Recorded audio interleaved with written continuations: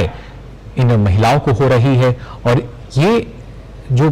कारवां है ये यहीं तक सीमित नहीं है, 3 करोड़ का लक्ष्य रखा गया है, यानी 3 करोड़ लखपति दीदी जो हैं वो जब देश में होंगी, आप अंदाजा लगा सकते हैं कैसे रोजगार सृजन होगा, कैसे जो उत्पाद हैं वो बाजार तक पहुंचेंगे और कैसे और ज्यादा जो विकास है उसको गति मिल सकेगी। आज के समय में लगातार हम बात करते हैं जो भारत है वो एक अहम भूमिका में, और न जाने कितने ही उत्पादों के लिए मैन्युफैक्चरिंग हब बनने की दिशा में भारत बढ़ रहा है, उसमें भी जो महिलाएं हैं उनकी भूमिका काफी अहम रही है। शुरुआत से ही जब हम बात करते हैं कृषि क्षेत्र को लेकर, डेयरी क्षेत्र को लेकर, वहां एक अहम भूमिका में लगातार महिलाएं रही हैं। फिर चाहे डेयरी उत्पादों के प्रसंस्करण की बात की जाए या जो दूसरे उत्पाद हैं उनके प्रसंस्करण की बात की जाए, लगातार एक नई दिशा जो है वो प्रधानमंत्री नरेंद्र मोदी देते हुए नजर आए हैं महिलाओं को। और आज उन्हीं महिलाओं के साथ संवाद करते हुए प्रधानमंत्री नरेंद्र मोदी कि कैसे एक सफर जो कि शुरू हुआ एक उत्पाद को लेकर,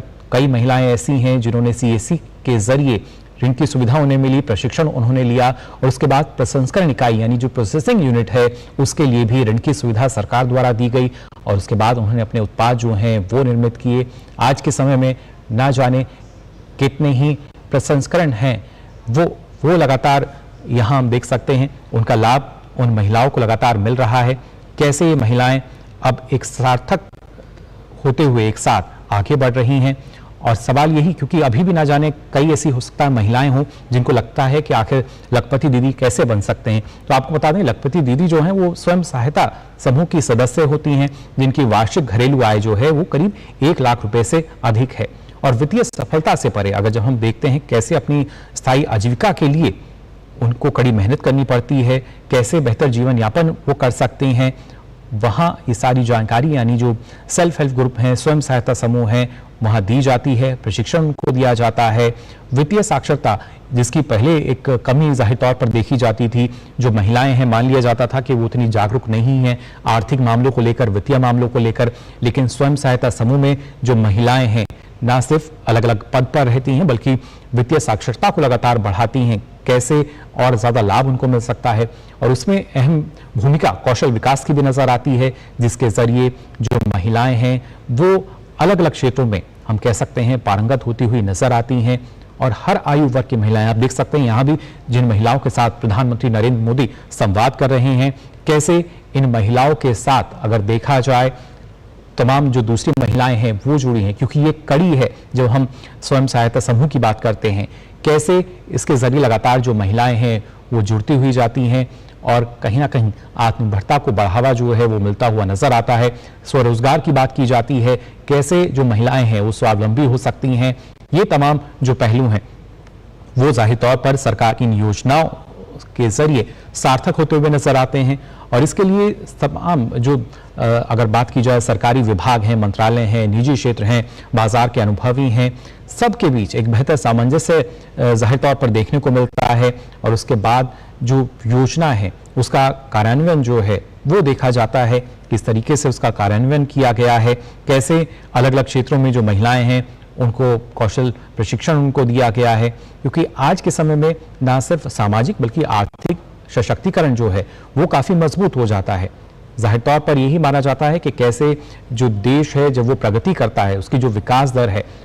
कैसे वो बढ़ सकती है। और कई अनुमान ऐसे हैं जो कि सीधे तौर पर बताते हैं आज वैश्विक स्तर पर अगर देखा जाए तो भारत सबसे तेजी से उभरती हुई अर्थव्यवस्था जिसकी जो जीडीपी है लगातार बढ़ते हुए में नजर आती है। और उसमें देश की आधी आबादी यानी महिलाओं की अगर बात की जाए वो उनकी भूमिका अगर 50% भी नजर आने लगे तो जाहिर तौर पर उसका आंकड़ा जो है वो दुगने तक भी पहुंच सकता है। और इसी उद्देश्य को लेकर लगातार महिलाएं जो हैं उनको प्रधानमंत्री नरेंद्र मोदी जागरूक करते नजर आते हैं, उनको प्रोत्साहित करते नजर आते हैं। और प्रोत्साहन की जो कमी है वो पहले जरूर नजर आती थी, लेकिन आज के समय में न जाने कितनी ही महिलाएं हैं जो कि अब स्वावलंबी हो चुकी हैं, स्वतंत्र हैं, आत्मनिर्भर हैं। और दूसरी महिलाओं को वो यही सीख दे रही हैं कि कैसे सरकार की योजनाओं का लाभ लेके आप भी स्वावलंबी हो सकते हैं। और उन्हीं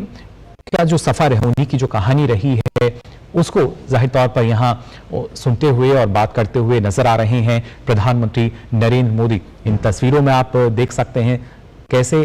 लखपति दीदियों के साथ जो प्रेरणा संवाद है वो कर रहे हैं, क्योंकि ये ना सिर्फ लखपति दीदी